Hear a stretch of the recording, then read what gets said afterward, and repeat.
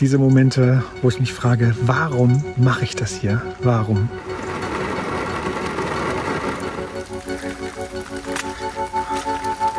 Und immer wenn man denkt, es kann nicht mehr schlimmer werden, dann gibt es noch einen oben drauf. Das habt ihr auch noch nicht gesehen. Normalerweise ist hier überhaupt nichts. Normalerweise ist hier ein riesiges Steinfeld und ganz da hinten fließt so ein kleiner Flussarm. Und jetzt komme ich hier überhaupt nicht mehr raus im Moment.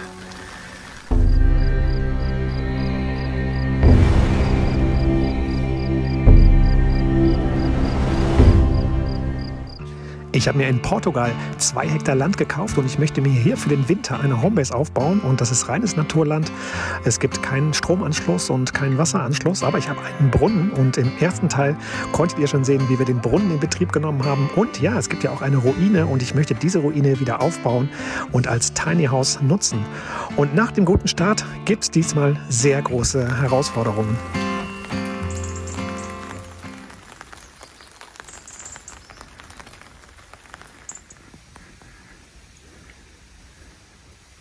So Leute, kleiner Schock am späten Nachmittag.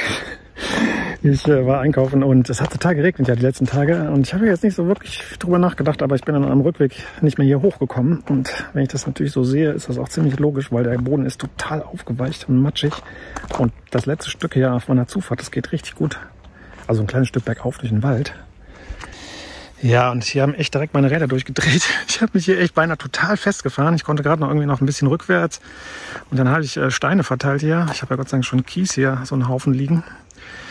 Erstmal irgendwie 5 Schubkarren. Und dann habe ich es geschafft, wieder hochzukommen. Ja, das ist doch ein Abenteuer. Habe ich Abenteuer gebucht? Ich habe Abenteuer gebucht. Okay, also wieder neue Prio. Ich muss irgendwie den Weg hier unbedingt machen lassen. Da muss Material drauf irgendwie. Wenn es trocken ist, ist es kein Problem, aber sobald das irgendwie aufgeweicht ist, no go, no way.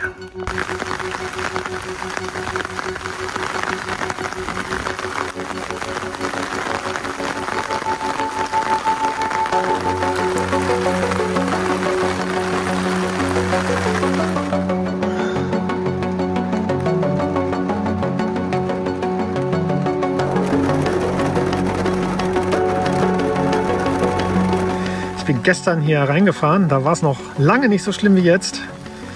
Da hatte es erst wenig geregnet und jetzt komme ich hier überhaupt nicht mehr raus im Moment. Ja, habe ich Abenteuer gebucht? Ich habe Abenteuer gebucht. Ja, es war übrigens das erste Mal seit 6 Jahren überhaupt, dass ich meinen Wagen habe, dass ich wirklich komplett richtig stecken geblieben bin und mich richtig festgefahren habe und nur mit Hilfe von größeren Maßnahmen, also Kies hier auf die Straße und so wieder rauskam. Und das auf meinem eigenen Grundstück. Ja, dieses Land wird mich formen, schleifen, kneten. Das merke ich schon. Also diese Momente, wo ich mich frage, warum mache ich das hier? Warum? Die kommen immer wieder. Die werden abgelöst von schönen und absolut berührenden, tollen Erfahrungen. Aber diese Momente kommen auch immer wieder. Das muss ich echt ganz ehrlich sagen. So, ich schaue mir das hier mal ein bisschen genauer an, was man hier inwiefern am schnellsten machen muss. Also hier muss ich auf jeden Fall irgendwie eine Entwässerungsrinne reinmachen, dass das Wasser hier besser abfließt. Gott sei Dank ist der Boden da drunter, das habe ich jetzt gesehen, weitestgehend stabil. Das ist nur so eine Erdschicht halt oben drauf. Naja, hier ist auch ganz schön viel Matsch. Aber hier drunter sind auch immer Steine und fester Boden, fester, komprimierter, also verdichteter Boden. Ich denke, es wird erstmal reichen, hier ein bisschen Kies drauf zu legen auf die Fahrspuren, damit man hier auch im Regen noch sicher rauf und runter kommt. Und immer wenn man denkt, es kann nicht mehr schlimmer werden, dann gibt es noch einen oben drauf.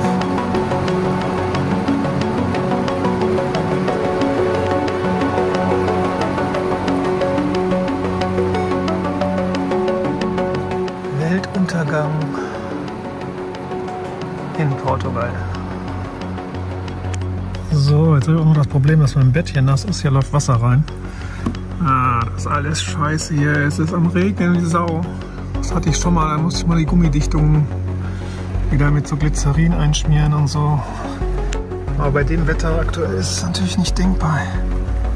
Oh Gott, ey.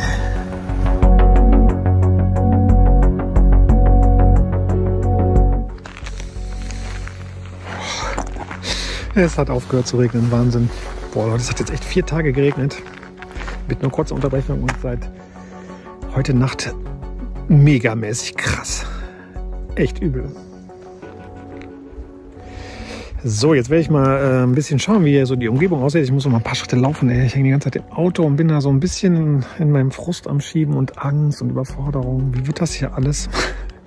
Wie soll ich das hier managen, wenn das jetzt irgendwie regelmäßig viel regnet?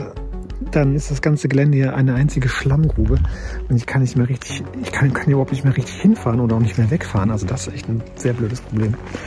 Das hätte ich ehrlich gesagt nicht erwartet. Weil der Weg war jetzt hier, wo er trocken war, natürlich völlig in Ordnung und auch nicht so steil. Aber nach der Erfahrung jetzt hier mache ich mir echt Sorgen. Das muss ich echt irgendwie verbessern. Jetzt sieht es hier so aus. Ist halt hier alles völlig Schlammboden. Ne? Wenn man jetzt hier reinfährt mit dem Rad, Vorderrad und stehen bleibt, dann ist Feierabend. Ja. So, jetzt gehe ich mal zum Mike rüber. Mal schauen, wie da die Lage so ist, ob da alles in Ordnung ist. Der ist ja nicht da, der ist in Deutschland. Und ich passe natürlich auf sein Grundstück ein bisschen auf und fütter die Katzen. Und ich will auch mal runter zum Fluss. Ich will nämlich mal gucken, wie der Fluss jetzt aussieht. Nach dem ganzen Regen müsste der, glaube ich, ziemlich viel Wasser haben.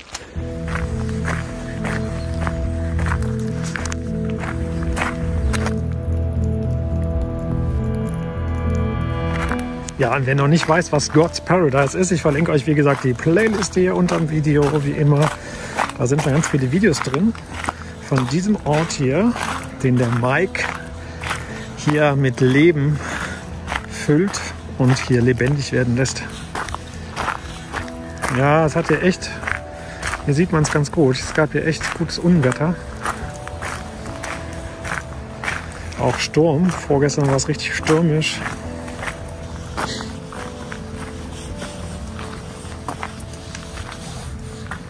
Na, passt so schön auf. Spirit Keeper. Ich höre den Fluss schon rauschen. Der ist auf jeden Fall sehr viel lauter als sonst. Oh, krass, ja. Das ist ja heftig. Der fließt hier komplett direkt jetzt über dieses ganze Steinfeld. Ja, das hatte der Mike schon mal gesagt. Das ist hier so ein Überlaufgebiet. Boah, krass. Das habe ich auch noch nicht gesehen. Normalerweise ist hier überhaupt nichts. Normalerweise ist hier ein riesiges Steinfeld und ganz da hinten fließt so ein kleiner Flussarm. Jetzt ist hier alles überschwemmt.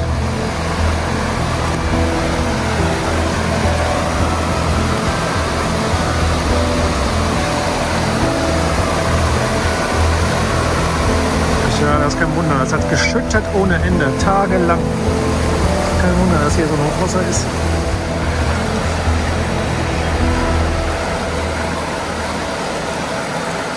Was? Mir fällt der Strom.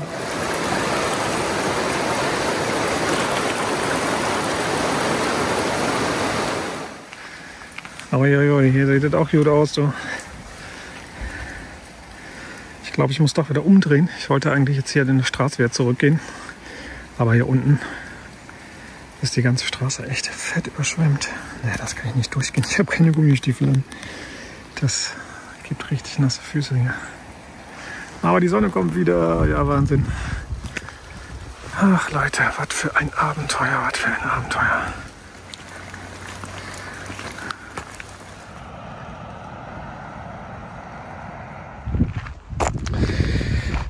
Guten Morgen mal wieder. Tag 5 im Dauerregen. Jetzt hat es mal ein bisschen aufgehört. Ich glaube, es wird ein bisschen besser jetzt das Wetter, aber so richtig nach Wetterbesserung sieht es nicht aus in den nächsten Tagen. Ich werde jetzt mal versuchen, den Weg noch ein bisschen zu verbessern, weil das macht mir am meisten Sorgen, dass ich hier nicht mehr vernünftig rauf und runter fahren kann.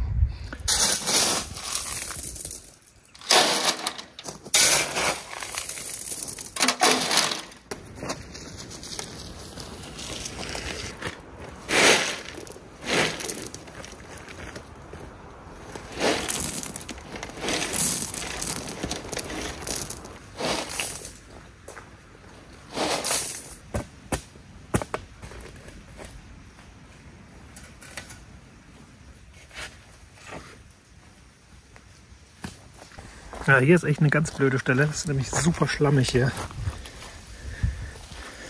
Und genau hier, das ist so ein Tiefpunkt hier, so eine Senke. Das ist echt blöd. Ich guck mal, dass ich hier so irgendwie eine leichte Drainage mache oder so. Schauen wir mal, wie wir das verbessern können.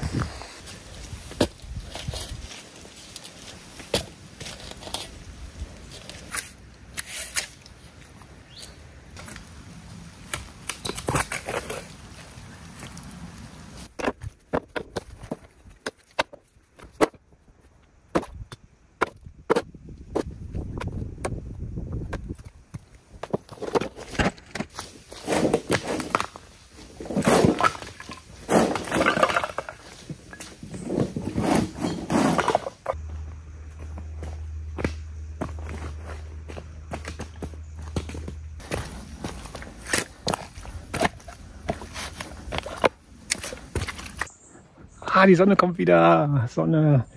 Ah, ich glaube, es wird gut. Jetzt habe ich wieder ein ganz gutes Gefühl. Man kann das doch ganz gut ein bisschen ausbessern hier mit Schutt. Ich habe das schon mal gesehen auf der Straße. Unten auf der Zufahrt, da gibt es auch so ein paar Stellen. Ja, Leute, das mag alles irgendwie so ein bisschen kleinlich, also mag aussehen wie eine Kleinigkeit vielleicht im Video. Aber ich muss ganz ehrlich sagen, für mich ist das alles neu, ja. Für mich ist echt alles ein riesiges Abenteuer, selbst irgendwie mal kurz einen Weg zu reparieren, ja. Ich bin nicht auf dem Land groß geworden. Ich entdecke das alles wieder neu und ich kriege ganz schnell echt irgendwie so, Aufregung, Panik, wenn irgendwie was passiert. Wie gesagt, bin ja gestern voll in meinem Wagen stecken geblieben. Und ja, ich kann das in Videos, glaube ich, gar nicht rüberbringen, Leute, aber ja.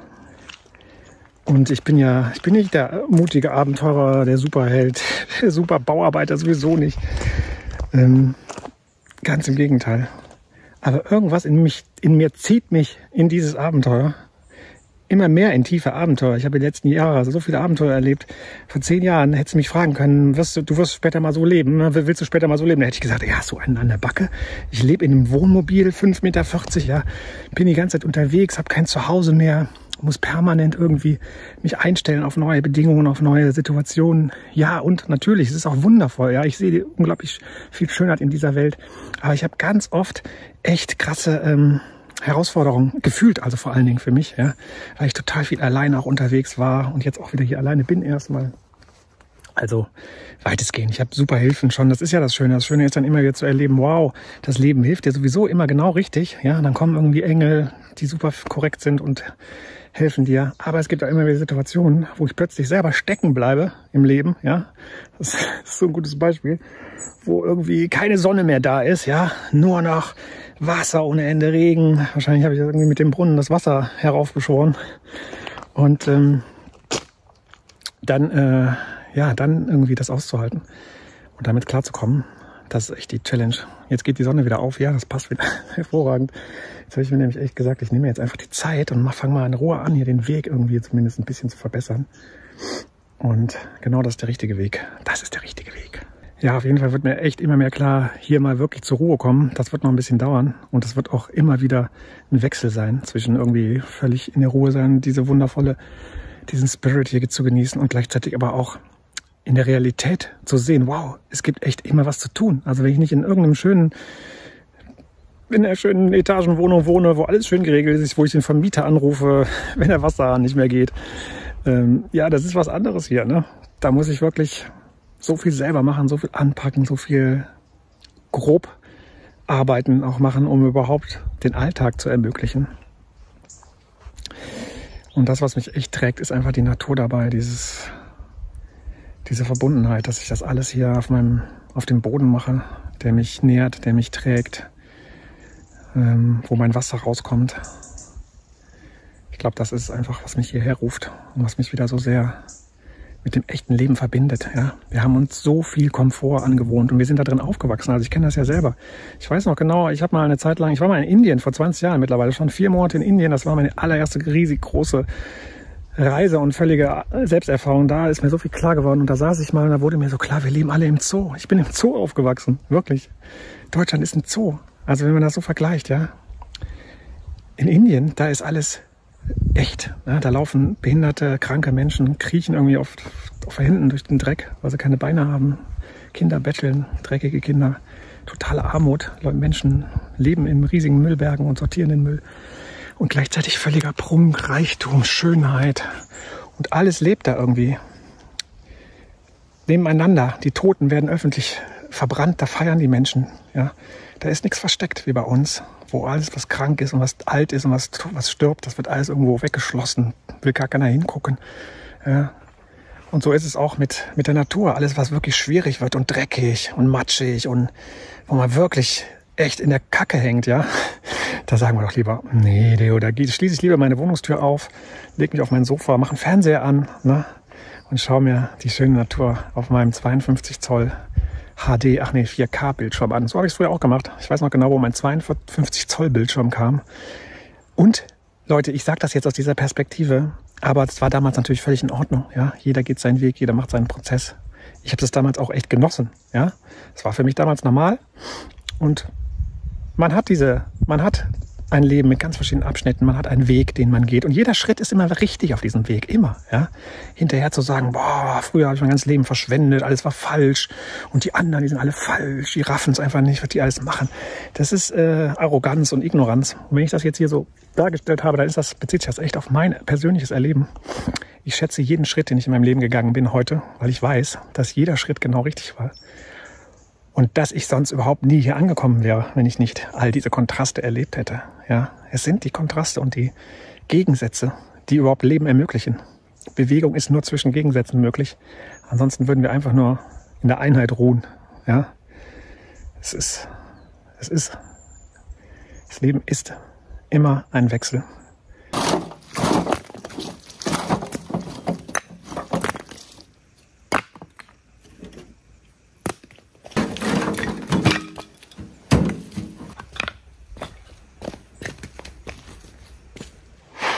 So, jetzt noch ein bisschen Kies drauf. Soll es erstmal reichen.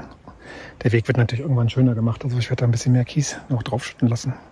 Mit dem Schutt ist jetzt nicht wirklich so schön, aber es ist sehr praktisch und ist zumindest schon mal eine gute Grundlage.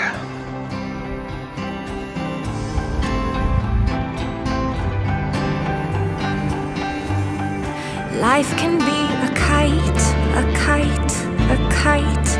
Life can be a string, a string, a string. Lifting me up high, up high, up high. Teach me to sing, to sing, to sing. Lights of red and green, of red and green. Coloring the scene, the scene, the scene. Metal, wood and fire and fire and Es ist alles so aufgeweicht, ey. Boah, das ist echt übel. Hätte ich jetzt nicht gedacht, dass ich hier mal solche Bedingungen direkt habe.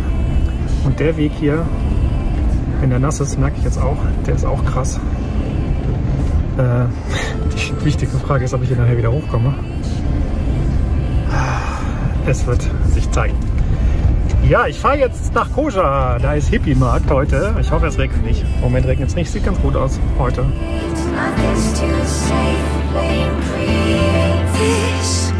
This is my creation.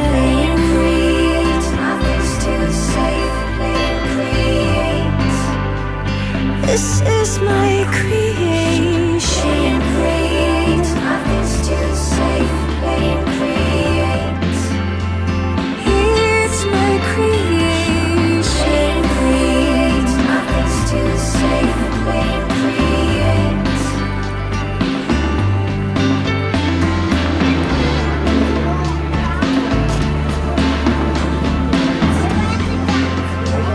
Well, it's my creation.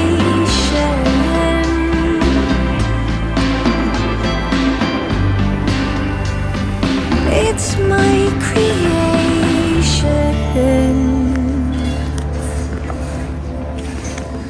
Ja, so ein Ofen hier in meiner Hütte, ne? Das ist es doch. Der wär's. Sehr geil.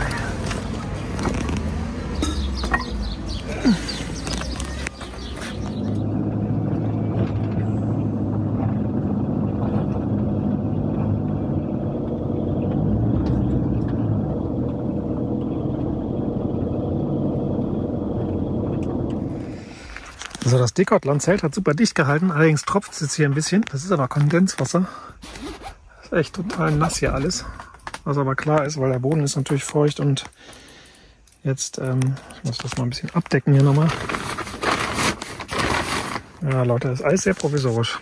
Hier ist ohne Ende Kondenswasser am Zeltinnendach. Das hat aber ansonsten super dicht gehalten. Also das muss ich echt nochmal sagen. Das ist auf jeden Fall cool. Ich muss jetzt mal, ich hatte das die ganze Zeit komplett zu. Ich war jetzt gerade weg. Und jetzt habe ich das gesehen. Jetzt werde ich das nochmal gut lüften hier. Ja, das ist so ein Decathlon-Zelt. Das habe ich schon ganz lange. Das habe ich damals gekauft, als ich meinen Dacia hatte. Das gibt's immer noch, beziehungsweise ein Nachfolger ist das jetzt, glaube ich. So ein Aufenthaltszelt von Decathlon. Das ist mir jetzt wirklich sehr praktisch. Da bin ich echt froh, dass ich das habe. Ich mache mal einen kleinen Spaziergang hier so ein bisschen den Weg runter auf den unteren Teil meines Grundstücks. Allerdings ist hier alles auch mega zugewuchert. Ich zeige es euch nochmal hier ein bisschen. Ich werde mal einen komplett Rundgang machen, wenn hier alles gemäht ist. Das soll nämlich auch noch passieren. Man kann hier so einen Traktor bestellen. Also jemanden, der mit dem Traktor kommt, Landcleaning macht. Und der hat dann so eine Fräse hinten dran. Und da wird alles gnadenlos niedergemäht und klein gemetzelt. Ja, aber das kann auch erst stattfinden, wenn hier wirklich wieder trockenes Wetter ist, wenn der Boden nicht mehr so matschig ist. Im Moment ist ja alles noch echt Wildnis. Es gibt übrigens auch noch andere Bewohner natürlich auf meinem Grundstück. Wildschweine hier, die habe ich schon total oft gesehen.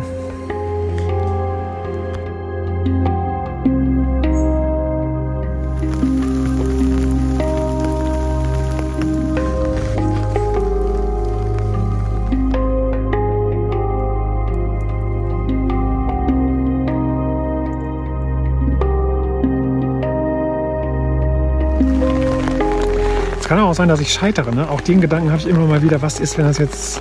Ich bin immer wieder in so totaler Überforderung und denke so, boah, warum habe ich das bloß gemacht? Ich könnte jetzt irgendwie rumreisen, schön, frei. Ich habe es ja liebst ja eigentlich in meinem Van zu sein und gerade diese Freiheit zu haben, dass ich keinerlei Verpflichtungen habe. Jetzt fange ich hier so ein Riesenprojekt an. Es könnte aber auch sein, dass ich wirklich scheitere. Auch das mache ich mir immer wieder klar. Ja, ich bin immer noch frei. Ja? Ich kann auch irgendwann nächste Woche sagen, ah ja, es war ein super Versuch, aber irgendwie merke ich, das ist doch nicht meins. Jetzt lasse ich alles bleiben. Ja? Ich verkaufe das Grundstück wieder oder so. Könnte ich machen. Ja, könnte ich auch machen. Das wäre auch für mich okay. Ich habe irgendwie nicht dieses Festhalten und diese Idee, wenn ich das nicht schaffe oder wenn das jetzt nicht irgendwie so weitergeht, wie ich es mir vorstelle, dass ich dann gescheitert bin oder sowas. Also klar, ich wäre dann irgendwie gescheitert gewissermaßen, aber ist okay. Ich kann auch scheitern. Ja? Ich muss hier nichts beweisen. Nicht mir, niemandem anderen. Ich probiere einfach was aus. Das ist ein Experiment.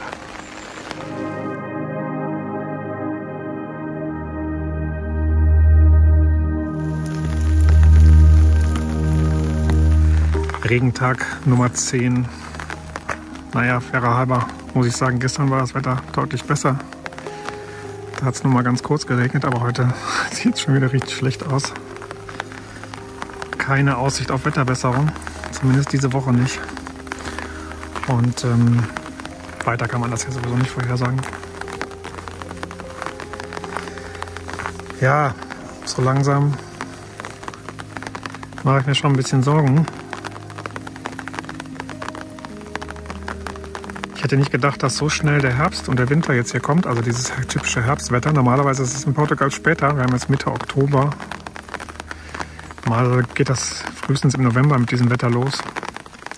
Ich habe immer noch die Hoffnung, dass es jetzt nicht anhält, dass es jetzt wirklich vielleicht in der Woche nochmal deutlich besser wird und dann nochmal 2, 3, 4 Wochen richtig gutes Wetter wird. Weil sonst komme ich hier überhaupt nicht mehr weiter. Und ich bin hier wirklich völlig provisorisch gelandet erstmal. Das mit dem Zelt und dem Kram da so über den Winter, das wird nicht gut gehen.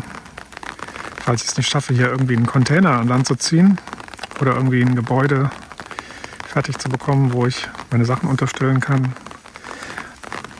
müsste ich vielleicht alles wieder in den Hänger packen und den irgendwo abstellen, vielleicht im Trocknen oder so. Ich weiß es noch nicht. Aber das sind alles Ideen, die sind eigentlich auch viel zu früh. Naja, das mit dem Container habe ich eigentlich auch mittlerweile wieder verworfen. Ich habe mit so vielen Leuten gesprochen und auch aufgrund der Situation hier ist mir einfach klar geworden, es wird ziemlich sicher nicht möglich sein, hier einen Container zu liefern zu lassen. Die müssen ja mit so einem 7,5 Tonner wahrscheinlich mindestens, muss ein Kran dran sein, müssen die den hier hochfahren. 6 Meter Container auf dem LKW. Und hier bei der Straße hier, bei der Auffahrt hier, ist das eigentlich nicht möglich. Der wird hier nicht durchkommen. Also zumindest nicht bei diesen Wetterbedingungen. Wenn, dann müsste es wirklich wieder komplett trocken sein. dann wird es nicht möglich sein. Auch überhaupt schon die Straße da vorne. Ich meine jetzt die offizielle öffentliche Straße, die hierher führt. Das letzte Stück ist ja auch schon so krass. Außerdem ist es hier sehr eng. Ich müsste ja echt irgendwie Bäume beschneiden, deutlich, damit da überhaupt ein LKW hier durchkäme. Der muss 4 bis 4,50 Meter Höhe haben. Ne? Das, und 2,50 bis, ja, etwas mehr als 2,50, 2,60 wahrscheinlich Breite. Und ich habe das mal gemessen hier. Das ist hier natürlich gar nicht gegeben. Da müsste ich wirklich deutlich diese Bäume hier beschneiden. Naja, aber irgendwie ist mir mehr klar geworden. Mir haben auch Portugiesen hier Einheimische davon abgeraten, weil die meinten, das wird wahrscheinlich niemand hierher liefern können. Und ein Container hat auch noch andere Nachteile. Ein Schiffscontainer ist halt nicht isoliert. Ne, das ist Stahl. Und das wird im Sommer mega heiß. Da muss man also auch noch irgendwas machen, Dach drauf oder isolieren. Und im Winter wird es darin auch sehr feucht. Das habe ich ja jetzt schon bei mir am Zelt gesehen, wie viel Kondenswasser sich da bildet. Ja, ich bin eigentlich zu dem Entschluss gekommen, mir hier ein Gebäude hinzubauen. Der Miguel meinte auch, hey komm, wir bauen hier da ein kleines Gebäude hin. Ganz normal auch so, ich weiß nicht, wie man die nennt, diese grauen Betonsteine. Das kann man hinterher verputzen, schön anmalen. Es geht recht schnell. Irgendwo hier neben dem Parkplatz, wo jetzt hier die Erdhaufen noch liegen. Da könnte es gut hinkommen. Da kann ich mir auch direkt eine Toilette und eine Dusche reinbauen. Das wollte ich sowieso natürlich auch noch machen. Muss ich ja auch. Auch für meine Gäste hier, wenn die denn mal möglicherweise hierher kommen. Aber ob das alles so gut möglich ist, da bin ich mir jetzt auch nicht mehr so sicher. Es müsste halt unbedingt draußen die öffentliche Straße irgendwie repariert werden und gemacht werden. Aber das kann ja auch dauern, bis sowas passiert. Ja, ich werde es trotzdem mal so weiter planen jetzt. Meine Ruine hier ist auch nichts weitergegangen natürlich. Alles steht hier jetzt.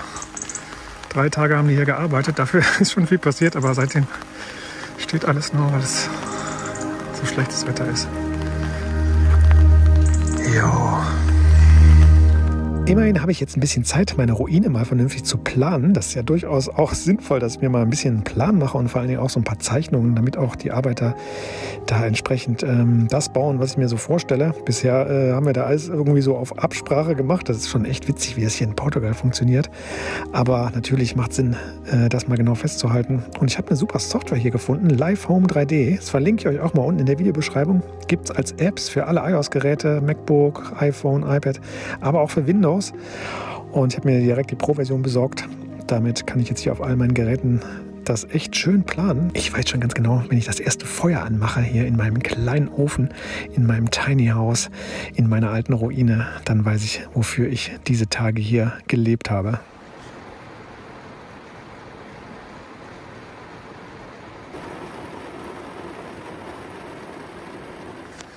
Mittlerweile ist das Kondenswasserproblem oder Nässeproblem hier drin leider echt schwierig geworden. Jetzt sind die Geräte hier schon nass, da muss ich ein bisschen aufpassen. Ich weiß auch nicht mehr, ob das Zelt wirklich noch dicht ist oder ob das noch Kondenswasser ist.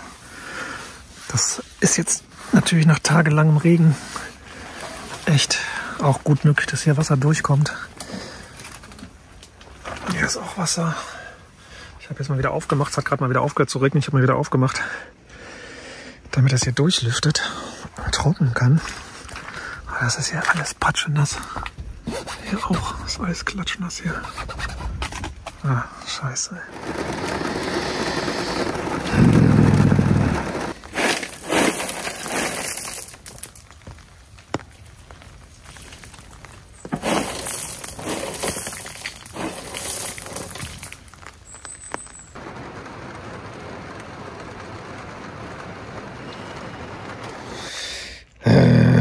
Ja, Leute, es geht auf und ab. Im Moment geht es eher abwärts. Meine Motivation ist fast am Nullpunkt. Ja, ich habe jetzt schon einige Sachen gepackt. Ich werde jetzt meinen Kram erstmal zusammenpacken und bei Mike unterstellen. Und dann abwarten. Mal irgendwie hier wegfahren auch. Ich muss mal irgendwie ein paar Tage hier weg. Ich brauche Strom. Ich habe keinen Strom mehr. Ist jetzt irgendwie alles am Ende. Ich müsste mir einen Generator kaufen. Und es ist vor allen Dingen alles nass im Zelt. Ne? Da ist so viel Feuchtigkeit mittlerweile drin. Das kann ich auf die Dauer so nicht weitermachen. Es gibt auch überhaupt keine Auslaufwetterbesserung. Jetzt habe ich echt Sorge, dass ich das überhaupt noch hinkriege vor dem Winter. Alle Langzeitprognosen sagen jetzt erstmal, nein, es gibt kein besseres Wetter. Es gibt jeden Tag viel Regen. Ja, irgendwie geht es auch nicht so richtig voran. Ich bin auch so ein bisschen überfordert. Nicht nur ein bisschen, sondern echt überfordert mittlerweile. Ich muss auch die Einfahrt irgendwie machen lassen, aber ich weiß auch nicht, was jetzt die richtigen Schritte sind. Klar, da kann man jetzt erstmal einen LKW mit Kies bestellen. Dann schüttet er es da drauf, aber eigentlich müssten da Entwässerungsrinnen rein an ein paar Stellen. Und mein Lieblingsbaggerfahrer Joao, der hat auch im Moment ein anderes Projekt, was er erstmal fertig machen muss. Ja, Stillstand, Frustration, keine Ahnung, wie es weitergeht. Damit muss ich dieses Video leider beenden. Und keine Ahnung, ob das diesen Winter überhaupt noch was wird. Aber naja, das ist jetzt gerade mein Gemütszustand, aber es bleibt auf jeden Fall spannend. Und es ist auf jeden Fall wetterabhängig. Davon hängt es echt ab. Weil die bauen halt nicht weiter, wenn es die ganze Zeit regnet. Das geht nicht. Ne?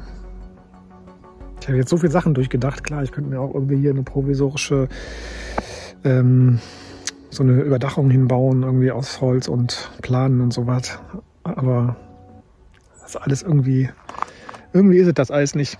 Ich habe halt überhaupt gar kein Dach oder sowas hier, ne? Und das Problem mit Nässe und Strom könnte ich noch lösen mit dem Generator, aber den muss ich auch irgendwo laufen lassen. Ich brauche irgendwo Unterstand. Ich brauche einfach irgendwo eine Möglichkeit, Sachen unterzustellen. Ne? Ja, also, ihr seht, ich bin verzweifelt. Wir sehen uns im nächsten Video. Klickt einen Daumen nach oben, bleibt dabei und bis bald. Tschüss.